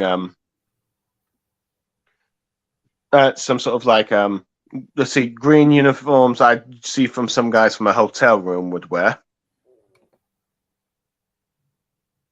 So I don't know. I'm not sure it's graduation, but then again, I don't know how Japan does its graduation ceremonies. You don't know? Because I don't know either. Or definitely, it's party attire for sure. I mean, I know how US do their graduation ceremonies, mostly because of TV shows and movies. Yeah. But I don't know. This, I don't know. If I had to guess, this looks like they're all hotel staff. Though I do like how All Might just has his green uniform as a cape. Very fitting. Anyway, the actual chapter itself. Color page spread looks amazing, by the way. I just want to say that right now. I'm sorry, what? I said the color page spread does look pretty amazing, though. Yeah. I do like the sort of green theme they have, which does sort of, actually match Midoriya's hair, and even, I guess, Invisible Girls. Mm-hmm. Anyway, on to the actual chapter. With Uraraka just thinking that something's weird, sort of flashing back about how something's weird with her zero gravity as you seeing the effects of it for the first time spreading to all different people. As you pretty much just see the majority of the twices in the air, but there's still some of them on the floor. As you just pretty much see the entire wave flying. As many of the twice clones are just confused about why are some of them are just a whole chain of them are floating. With one of them trying to make a double to try and counter it, but it's the same problem. So even when you see twice, Toga makes more of herself. They just keep floating if they're floating already. Let's see, as she thinks that this seems to be very similar to what happened to when she was almost killed by Curious. That she seemed to have awakened the quirk abilities of hers. So yeah. But then you have and you see Kami Woods trying to help Tiger from the Pussycats. Mm-hmm. Let's see, not float in the air as he's using his root thing to grab ground and then grab the hero. Let's see, with Tiger, you have Tiger just commenting, being amazed that let's see, realizing that being impressed with Uraraka's ability, because she thought that girl's max was like 3 tons, but thinks that these kids have come a hell of a long way since boot camp. But we see that Uraraka's body she's thinking her body's going cold as we start to see more of the blood flowing from the stomach wound she had from the stab that Toga did earlier. So it's shown that it's shown that the very least the stab effects from that few chapters ago is having an impact. But always probably going to have an impact. Definitely. Yeah. Yeah, I mean, it's a chuck if he's gone ready to be fired. And it's starting to get fired on. But yeah. But it's like, but before she passes out, she wants to try and reach out and touch Toga. And that sorrow inside her. As she once again uses a cable to grab her arm and pull her in. And we see Toga's gear has fallen to the ground. As Uraraka starts to tell Toga her backstory about her family was always poor and all that stuff. And she set out to be a hero to make their lives easier and cheer them up. But as she grew up, she learned more of the world's full of people like that. So implying that she wants to try and help them. And then this is probably the bit that exploded the internet. Talks about how she fell in love with Izuku Midoriya, and now she's trying to stop her. And she says that's who she is, and that's why she's here right now, despite everything, and despite Toga still trying to punch and stab her. She's now asking Toga to tell her what's on her mind, her thoughts and feelings. She wants it all of it. As you see, Toga thinking about Darby, and she then starts thinking about everything about her that went through her life to a young girl, the boy's blood she drank, all that, and like the moments with Twice. She's like angry and starts to stab, and then you get another panel where it's like a young child Uraraka holding her arm out, and this sort of monster-like look of Toga. I guess the best way to describe it is like it's like a twisted version of the other mother kind of face with like a muscular, like stretchy body. I don't know, that's how the other mother from Coraline. Yeah. But yeah, but it's like she's about to try and stab her, but she stops. But you then hear Toga saying her words about how she falls in love really easy with animals, with villains, with heroes, boys, girls. After all, they've all got some amazing blood pumping through them. If you just have Uraraka listening. And everyone tells her, and she goes on about how everyone tells her to stop grinning. And she starts to get jealous about that. And then she points out about how Izuku reminds her of a boy that she used to like. Apparently his name was Saito. And, yeah, we're seeing a flashback of him where he seems to have a very similar hairstyle to Midoriya, of course, but I believe his hair is brown or black, and he's wearing a Sometimes Tuesday shirt. But she talks about how she could not really ask the boy for like for his blood and all that stuff, because he'd call her a freak or something. And as a result, he probably wouldn't think she's cute at all, which I think, to be fair, since you drank his blood, let's see, without consent, he's probably terrified of you. But getting serious. But as she's starting to talk, you kind of get a sort of image of the two of them flying, but now it's like when they were young children, rather than what they are right now. And then she talks about, just like you and Izuku, they all scolded and lectured her on the way to be right. And that's why she talks about joining the League, because she could live and love them of how she needed to. And it looks like she's trying to go for a stab, but just instead of just stabbing with the Uraraka in the shoulder, she just lays her arm on her and the knife misses. Talking about how,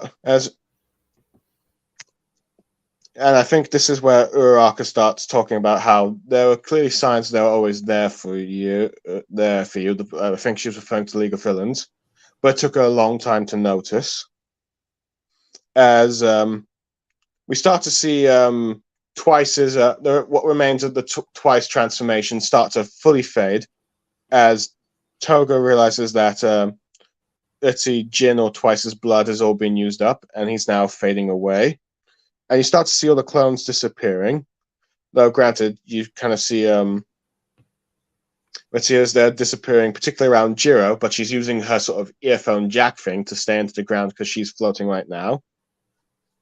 But she realizes that Uraraka must have done it.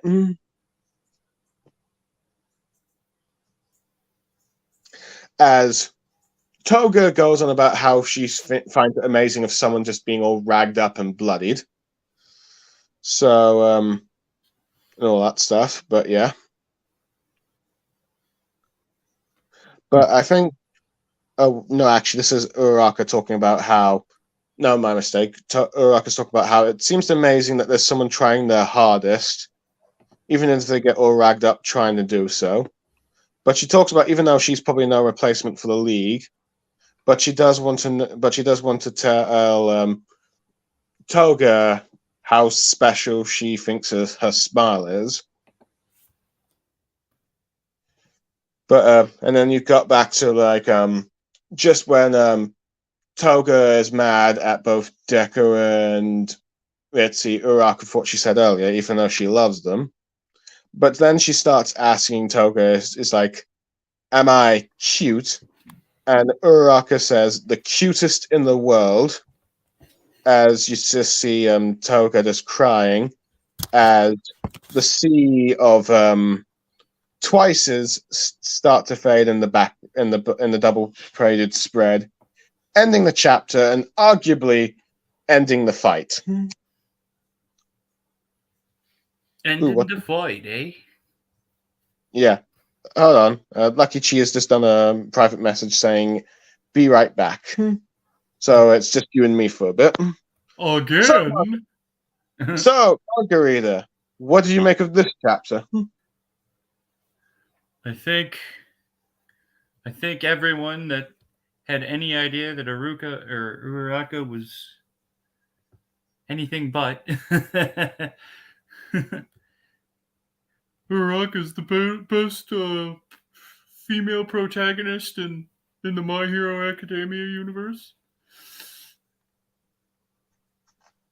But yeah, all the opposite ships for Uraraka surely got backed out now. Yeah, I think they all kind of exploded in controversy from that, from what I understand. Yes. I don't get how people can react to it. I think this was pretty obvious that she loves Deku. Yeah, people in their crack ships, they apparently seem to think that Bakugo, and being the only one that respected Uraraka at one time. Yeah. Okay, here's the thing, people. It's like, okay, yeah, there was. Yeah, Uraraka and Bakugo did have a fight, and Bakugo did acknowledge her being strong by saying, who says she's soft and all that stuff. Yeah. But that's the thing. After that fight, they barely interacted. Right. I mean, there's she a few, had some comments for him every now and then, but yeah. like particularly like, wow, you're actually amazing at cooking, and Yeah. that's like that. But that's just about it. They've not really had any serious moments. Yes, there's also maybe you could also go with the flashback where Uraraka says to like Midori and the others when they go and rescue him, and says he probably wouldn't like being saved by you guys. But yeah, but pretty much this relationship is non-existent. It's not like the new, let's see, heroine rivalship that you had with like Naruto, which should never have been canon in the first place. I'm just going to say that now. Yeah. Let's see, it's not that, and she's never really taken an interest in Bakugo. In fact, the only time was when she was like a bit worried about fighting him because of just how much of a beast that guy is. But yeah, but it's like that. She's never shown any interest in other boys. Not even Ida is just a friend to her. Her and Ida and Midori are like a trio at school. Friends who just like to hang out. Right. And there's no way they was going to do any Yuri shipping in the shonen manga. I think anytime soon, at least. Right. I mean, you're not going to get like Uraraka and Tsuyu or Uraraka and Toga because, well, Toga's the villain and all that. Yep, the villain. And I doubt, and that whole, and not to mention, there's the whole can of worms of like some of the crimes that Toga's done, which Uraraka herself has acknowledged that she can't ignore it. Definitely. Right. Which, yeah, and all that stuff. So it's like, yeah. So it's like, yeah, Midoriya. It's the only person, whoever, that she has shown any interested in romance, and she's just finally just openly said it to someone. And let's see, which everyone except Midoriya seems to realize. I mean, like, you even had Koei have that panel where they fist bump each other, and then afterwards you had Mineta go like, what the fuck? Realizing that Midoriya pretty much has a girlfriend and he doesn't realize it, and like, you're seeing all the other guys and girls just smiling and going like, oh my god, where you have Ashido, I think, getting like, and the others are just smiling. Yep.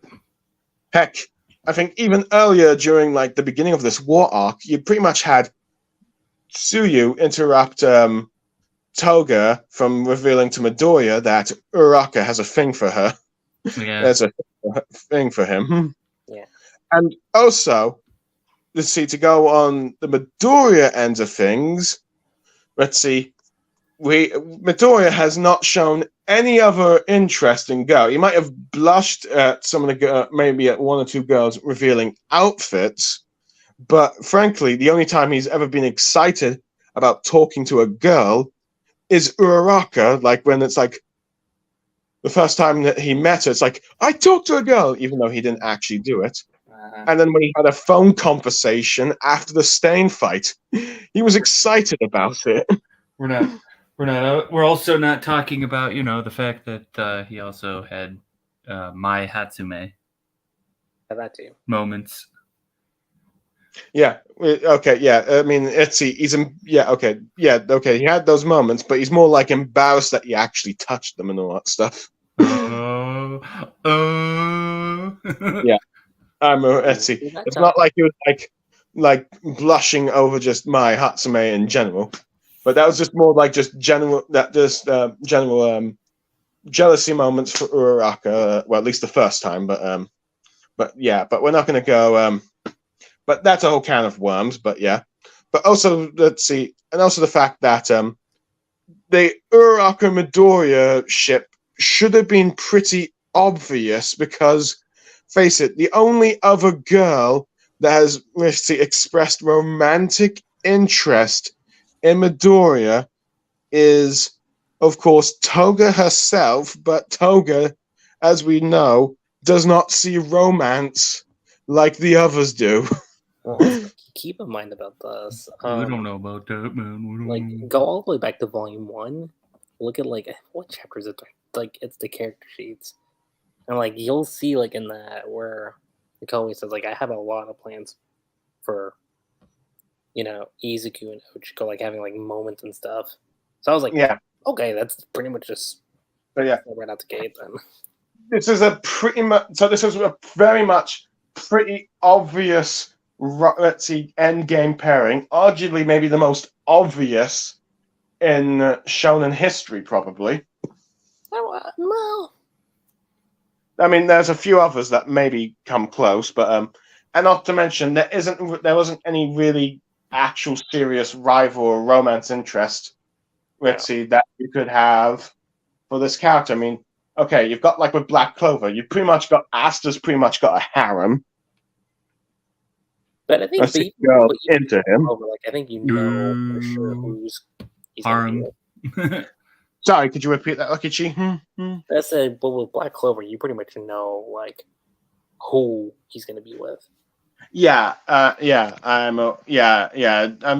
and Noelle. Yeah, that's pretty much obvious. But at the same time, there's at least enough of a harem of girls that you could have some interest. That there are other girls that like him that you could make arguments there for canonship. Bleach was always vague because of Ichigo desiring to rescue both Orihime and Rukia. Yeah. Let's see. The only thing that you could argue Ichihime had over Ichirukia is that, Orihime pretty much expressed that she liked Ichigo. And What? And she tried to kiss him. Yeah, that as well. One Piece, Oda pretty much states 100 times he doesn't really focus on romance because this is supposed to be a romance of adventure. So whether or not, let's see, Luffy's going to get with anyone at the end of the series is going to happen, even though, let's see, you could argue, even though I think there might be strong contenders for like either Nami, Bo Hancock, and Vivi, but that'll be for a One Piece discussion, LuckyChi. Well, I was just going to say, as far as Oda goes, like, well, mangakas in general, like, at this point, I have to see the ending before I like say, okay, what they said is 100% valid because you never know. Stuff could happen behind the scenes, and I'm very aware, but yeah.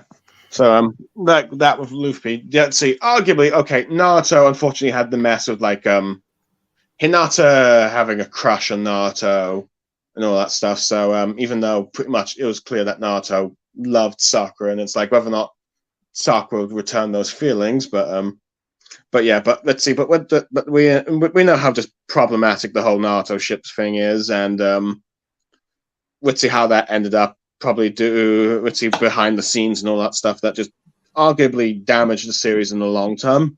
But pretty much Uraraka and Midoriya, I think, should have been as clear as day to anyone.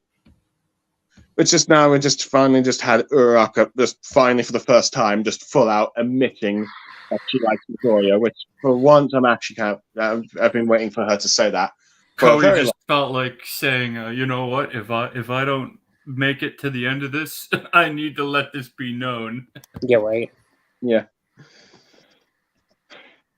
Fair enough. But yeah. Now, granted, arguably, whether or not we'll see her actually say it to Midoriya, we'll have to wait and see. But I am assuming that they're probably going to be a couple by the end of the series. There's still Deku Bakugo fans out there. Or at least heavily implied. Okay, but yeah, but like I said to like Margarita earlier, I doubt Shonen was going to do a Yuri canon ship with like Uraraka and Toga or Uraraka and Uryu. That's definitely not happening if you know your spoilers. But yeah, but it's definitely but it's also it's also very unlikely that you're never going to get like Shonens are going to have a yaoi canon pairing and all that stuff. If Naru Sazu didn't happen, then it just ain't happening. Yeah, you shouldn't take a hint, people. Naru Sazu is probably the most famous yaoi ship in manga. And look at it this way. Kishi said he wanted Naruto and Sasuke to hold hands after the final fight. He didn't say that. It still happened. Just not directly. You say hold hands, but more like let's see, their blood was just touching each other. Yeah, that's okay. Blood hands. but no, it's not. But Naruto and Sasuke aren't gay, and neither are Midoriya and Bakugo. In fact, just remember, Naruto got disgusted whenever it's brought up that he kissed Sasuke. I mean, yeah, he spent the whole time Skip trying to chase after him. Yeah, I get the way Kishimoto wrote Naruto and Sasuke's bond. Sometimes it made it look very gay. I get it, but it's never going to become gay. I mean, arguably, perhaps if Naruto was written in the US by a US writer, they may have probably made them gay. But we're not. But it's not written in the US. It's written in Japan, and it was always going to be. And Naruto's always probably going to end up with a female character if he did end up with someone, which unfortunately for us was Hinata, and which resulted in Sakura ending up with Sasuke, which is probably the worst thing to happen. Unless Naruto was a girl, then he probably would have ended up with Sasuke. If Naruto was a girl, he probably would have ended up with Sasuke. But anyway, but that's the whole shipping rant over. I'm ready to talk about the rest of the contents of the chapter. You feeling it? Are you? Are you me or LuckyChi? Anyone? Uh-huh. Are you feeling it? Picking up the rest of the chapter? Yeah. So I do like how the chapter goes to show that even when Toga tries to create more clones, they just end up floating as well. More clones, more float. Woohoo! Apparently, her area of effect is not on the people itself, but literally the area. Mm-hmm. I do like a bit more explanation. So there's a bubble. It's just hard to tell what that bubble is. We don't know how far that extends to. Mm-hmm. But I do like how one of Uraraka's trainers, Tiger, has acknowledged just how far she's come since the summer camp. I think he was just talking in general of the. Yeah, let's see. Yeah, well, students in general, but he's mostly looking at Uraraka when talking about it. Let's just go with that. Yeah. But I do like how the wound that she received from Toga is starting to take effect and it's wounding her, but she's just determined to try and talk to Toga and sort it all out. Which I do like how she just begins from just emphasizing about how her own parents used to struggle and all that stuff, and just slowly talks about how she saw other people needing help, not just her parents, and then falling in love with Midoriya and probably also helping him, Ritzy, when he needed saving. And now she's here talking to her and all that stuff, and that's why she wanted to help. But I will admit, I do like the visual of Ritzy, and I also do like the visual of Toga being a bit of having a sort of monster moment before reverting back to a child kind of thing. But I'd like those moments as well. I do like how they all just express their feelings, and arguably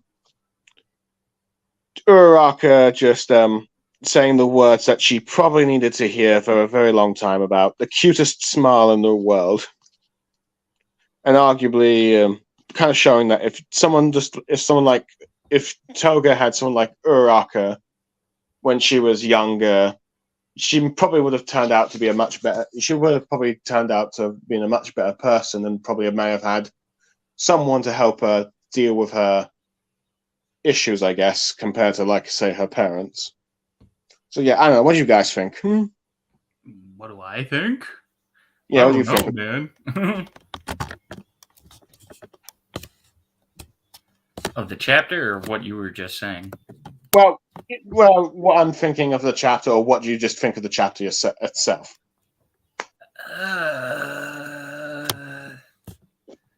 I guess it's. I don't know. I know probably quite a few people feel like Toga probably doesn't deserve this, but it is what it is. Yeah, I saw some comments saying that. I hope that Toga is not excused for her crimes and all that stuff. She doesn't get a full-on redemption kind of thing. But yeah. Well, we know from the spoilers that it only leads to something else entirely, but Yeah, but we'll address that when we get to that in the spoilers. Yeah. Spoilers, something happens. That's all. Oh, it seems LuckyChi has left us. What do you mean he's left? What a douche. Toga is what Naruto would have become if he had never met Ururaka. Probably. But yeah, it's like I suppose that's more like a Gar situation, but yeah. But I guess from what I can hear, I had noises going in LuckyChi's background, so I think he was having some difficulties there. So I think he might be either swapping to phone or his or laptop or something. So he might be back, but I don't know. I might just quickly message him to say what's going on. Maybe. What's going on? There we go. So yeah. So I think that might be the case, but yeah. But overall, pretty much after Uraraka's talk, you see Jin's blood finally fading from Toga, and I think I think due to just being distracted by Uraraka, she's used up all the time, preventing that quirk from seriously harming others. So arguably it's all working to plan. Yeah. Yeah. Well, I don't think this is Uraraka's plan per se to try and stop it. She's generally trying to help her Toga. So yeah. So overall, how do you think how do you feel about this fight concluding the way it did? With you have the cutest smile in the world and all that stuff. It's like I kept saying, every chapter still felt like an extent. I mean, obviously that it should be an extension of everything, but it's just like, man, Uraraka was uber passive. What happened? What? What happened? I'm asking nothing happened at all. I just said that Uraraka was super passive in this. Was just ridiculously passive in this fight. In this entire fight. Okay. Yeah. So I'm just pretty much asking Margarita what you think overall in the fight and how it's concluding. It was kind of a boring fight. It was just basically Naruto's talk no jutsu the whole time. On Uraraka's part. I mean, he's not wrong. It was passive. She did nothing. She didn't even try to fight back. All she did was evade. If that, at times. As far as I can tell, she must have used her martial marks, either remove the clones, and then just using her grapplings to try and get Toga back to talk. Yeah. So it's clear that this is not your standard shonen battle fight. This is just more of just a fight on emotions or just talking, I believe. Uraraka continues to be the only one who has not officially won a battle. It might be. It could arguably said that she got. You could argue that she did technically get Toga to stop her rampage. So you could say that's a victory in a sense. But arguably, yes, she's one of the few female protagonists not having a victory, right? She's had her victories, but that's mostly in big battles. LuckyChi, are you pouring water somewhere? About to. I'm just outside. But you're outside? Okay, so I'm hearing... But I figured I'd still talk with you guys while I'm out here. Okay, but try and try and keep the background noise to a minimum. But yeah. Anyway, as I was saying, but yeah, I will admit. So overall, would you say so? For you, Margarita, this fight wasn't really worth the wait. I think it's more in the sense that it wasn't the way that we envisioned it. Yeah, that's the thing. I think it's the build up to it that's kind of like Really?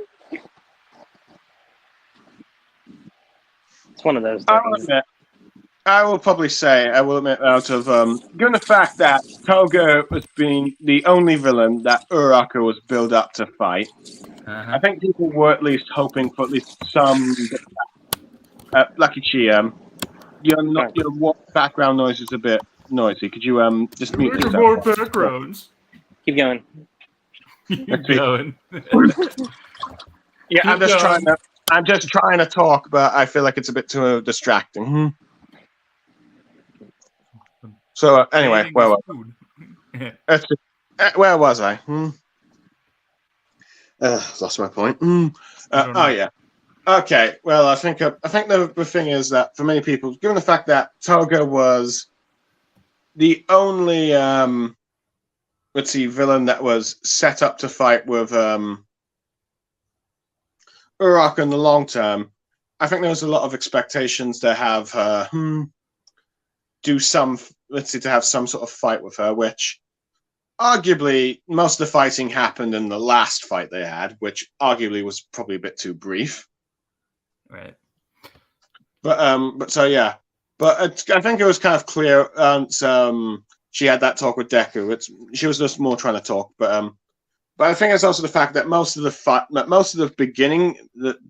fight happened off screen as it cut to different battles. So I think that was a bit of a problem. Where you had most of the fighting probably taken down when you had Uraraka and Tsuyu working together against Toga. So I'd say that's probably the most of the problem. Now, arguably, I do like the context and the themes and the dialect that had, between Uraraka and Toga, of like just being the one Uraraka being the person that's just trying to talk and understand her, and arguably being the one person to say the words she wanted to hear from a long time from someone that arguably wasn't who wasn't like a villain, I guess, or someone that's arguably normal in society, and she's able to finally get through to Toga. But granted, yes, Toga should not be excused for her crimes. I do like how Uraraka points that, but I do kind of like saying, regardless of what happens to you afterwards, I will try and be there for you, like offering blood. So I do like it in that ways, but I do like how it acknowledges that Toga still probably can't be excused with what she's done. I think that's arguably probably one of the best ways you can probably handle it if you're going to go down this route. I mean, you can't excuse it. We can't have another "he's the coolest guy ever" moment with Naruto and Obito. LuckyChi, you can talk now because I'm done. No. Thank you for being a mass murderer for all our sakes. I'm sorry, I'm never letting that one go. Yeah. Yeah, I know. That is arguably probably your most hated moment in manga history. Besides maybe Eren being a simp. Don't remind me.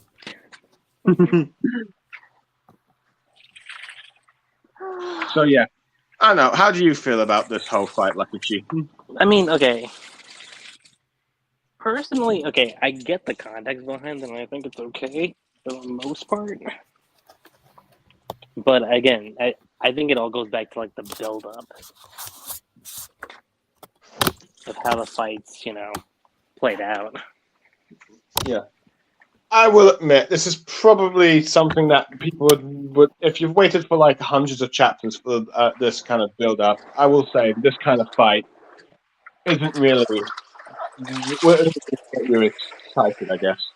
Like, let me say this. If you've been following my hero as long as I have, which was, before the sports festival, like as early as, say, chapter 2, chapter 3, yes. It's a little lackluster of that aspect. I'll say. Mm-hmm. Well, admit, I do like. I do like the see how Uraraka's quirk did evolve in this fight. So I think that is good, and it kind of shows you that Uraraka's quirk can be powerful. It's just that she doesn't. Yeah, it can be. It keep going. Let's see. So yeah, so it's like the violence, but the thing is, given the fact that due to the fact that with this particular opponent that Uraraka is fighting, it's not really one that's battle heavy. It's more of like just trying to get her to talk. So I think since the fact that My Hero is a shonen manga, you have more of an it's like action is the main primary thing in shonen, at least the battle mangas, at least. I can see people I can see why people can be underwhelmed because there's not really much fighting going on. It's just mostly talking. And it's not something like when you saw like with Sakura versus Sasori, which was mostly a butt-kicking action fight, and even I guess Uraraka's first fight, where you had pretty much just Bakugo just blowing her up and all that stuff, and she's just doing it all, waiting to try and drop that debris on him. So yeah, I can see why. If people were to talk about Bakugo versus Uraraka or Uraraka versus Toga, I can hardly see this fight here, that the first Bakugo versus Uraraka being arguably the more popular one, and I'd probably have to agree with that. There's also the fact that many of Uraraka's fights, let's see, when she's using the gunhead martial arts, end pretty quickly, like when against 13, or against those students in Class 1B, and even like the first time she went up against Toga. So it's like, yeah, let's see, people are at least hoping for at least a full-on fight to see a full-on skill set and how she'd actually fight. But unfortunately, we never really sort of got that, I guess. So yeah, in many ways, it makes me think that arguably Uraraka probably should have had another villain to have for at least a battle heavy perspective. I mean, still maybe have like the whole talking stuff with like Toga, but also probably have a villain that she could have actually physically gotten to a long-term fight with. I don't know. What do you think, LuckyChi? LuckyChi? Okay, Anna, I guess, Anna, what do you think, Margarita? For Uraraka having a different villain at the time? Yeah, at least have or even in between? No, go ahead, Margarita. I don't know, man. I don't know what to do anymore. I mean, having a sub-villain wouldn't have hurt. Or something. I don't know, sub-fight. I guess that's what anime filler is for. Do us a solid, Bones, or whoever animates it now.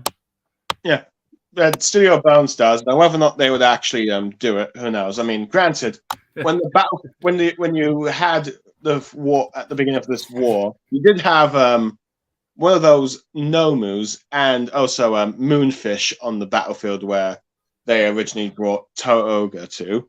So you could have seen maybe Uraraka fight that guy for a bit.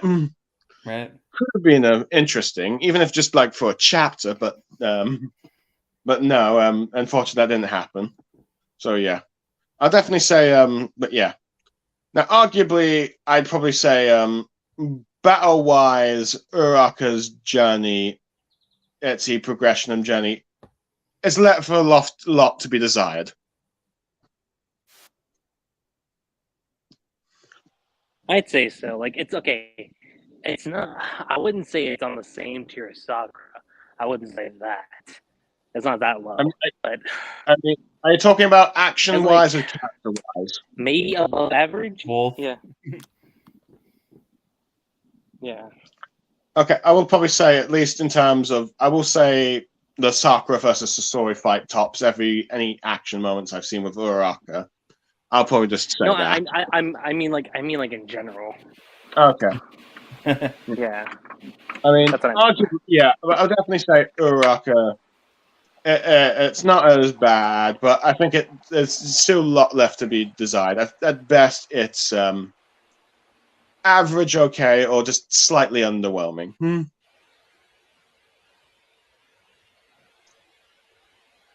Sorry, go on. No one said anything. No, that was basically what I was just going to say. Yeah. I do feel like if perhaps this fight sort of happened more towards the beginning of this war arc instead of towards the end, I think there might have been more better reactions to it.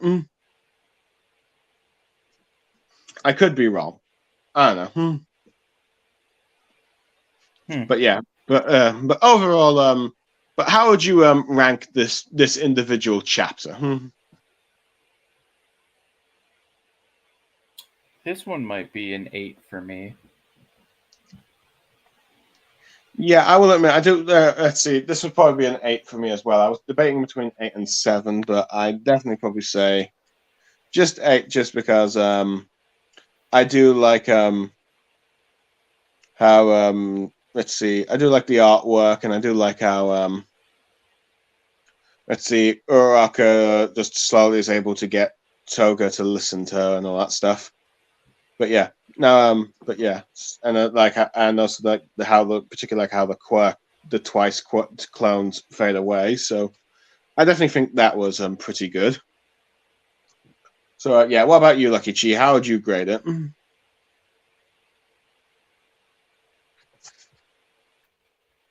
LuckyChi, you there?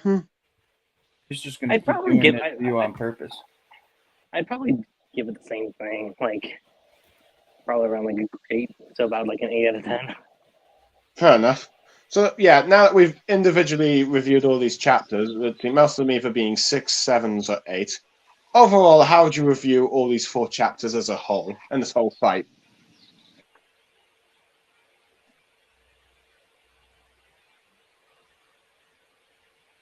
Do you want me to give a score first, and then you guys determine afterwards? Are you talking about us? Yeah.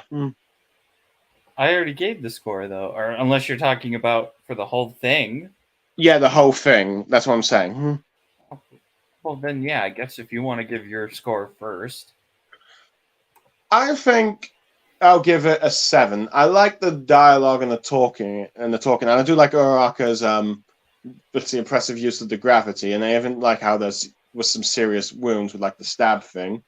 But I do wish there was a bit more action between the two, like an actual bit of a brawl. As Uraraka's just trying to get her to talk to her, but so yeah, I do wish we could, since this is her last fight in the series, arguably, unless a movie comes out and she gets a fight there. A 4th movie out of nowhere. Yeah. They just turned the last season into a movie. I don't know. My Hero Academia, the last.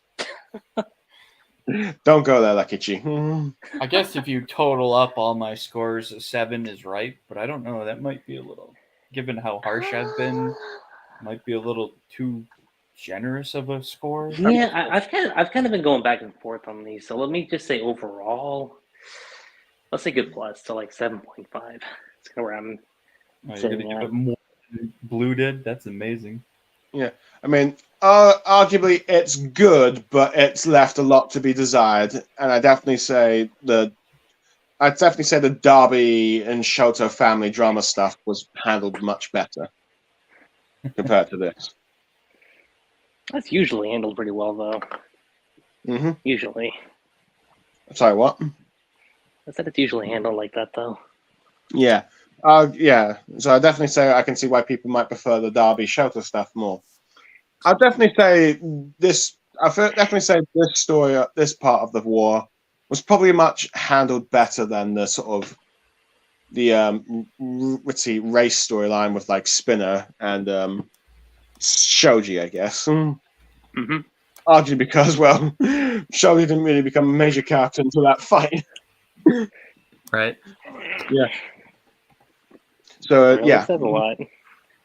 But anyway, but with that said, let's see. Next chapter will be the epilogue of this fight, and then arguably we have 3 main fights left, which will be Irazawa versus Kurogiri, or his deceased friend, if you will. Mm-hmm. All Might versus All for One rematch, and of course Midoriya versus Shigaraki.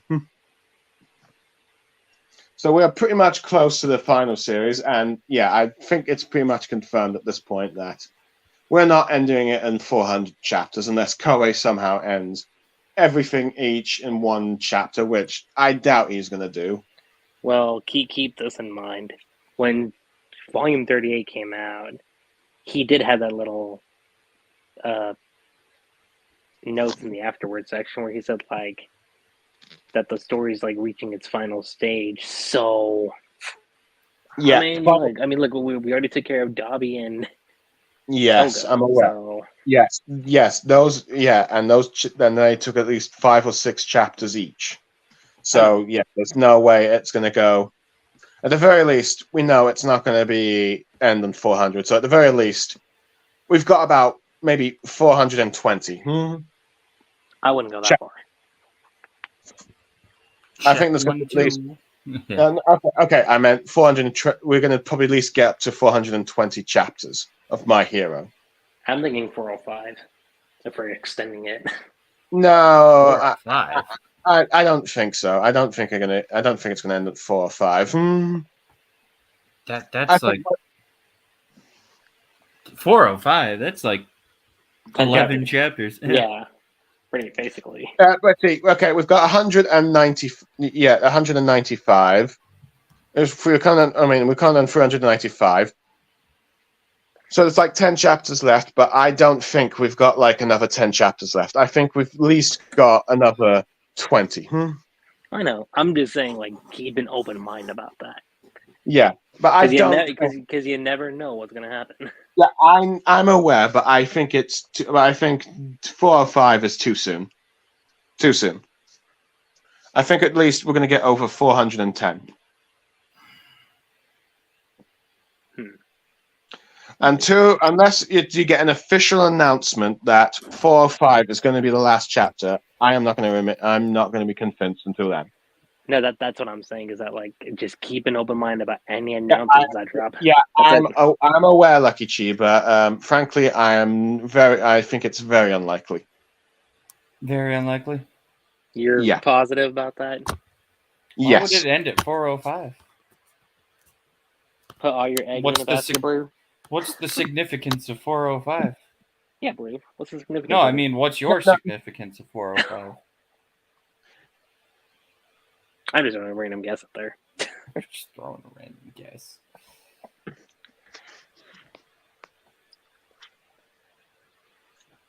I'm also just kind of thinking. Well, also, okay. If not 400, I mean, volume. What is it? 40? Yeah, it'd be volume 40. I think would be the last volume we get for My Hero. Volume 40. Yeah, because here's the thing. Because after these next 5 or 6 chapters, I think it wraps up volume 39. Assuming, right?